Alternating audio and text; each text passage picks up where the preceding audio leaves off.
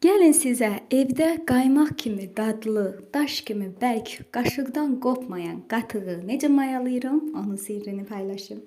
Kəndə gündəlik işlərdən biri olan qatıq mayalanması bizdə resept əsasında deyil də təcrübələrə dayanaraq edilir. Buna nümunə olaraq deyə bilərəm ki, qatığınızın daş kimi bərk mayalanmasını istəyirsinizsə, südü mütləq qaynadın. Çünki bu vaxt südün tərkibindəki artıq sular buxarlandığı üçün qatıq əsl ürəyiniz istədiyi qatlıqda olur. Əgər qatığınızın qaymaq kimi dadlı olmağını istəyirsinizsə, qatığın mayalanma zamanına diqqət edin. Çünki qatığın turş alınmasının əsas səbəbi mayalanma vaxtının uzun olmasıdır. Çalışın qatığı 2-3 saat ərzində ilıq temperaturda mayalandırıb, mayalandıqdan sonra isə mütləq soyuducuda bir gecə saxlayın.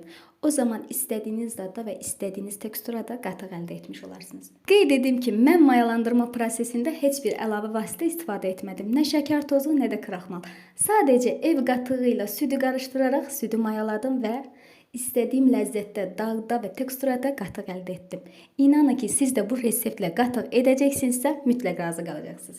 Videoda da göründüyü kimi olduqca sadə prosesdə südü qaynadıb, ilıqlaşdırın və qatıq mayalayacağınız qablara yerləşdirin. Sonra isə hər qaba 1 yaxud da 2 çay qaşığı olmaqla qatıq əlavə edib, ağzı açıq şəkildə üzərini çay dəsmalı ilə örtün və qalın bir yun ədyala bükün.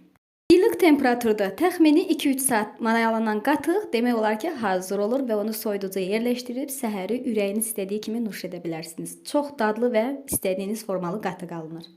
Kənd həyatını və bu formalı reseptləri bəyənirsinizsə, səhifəmə abunə olmağı unutmayın. Növbəti videolarda görüşənədək. Hələlik.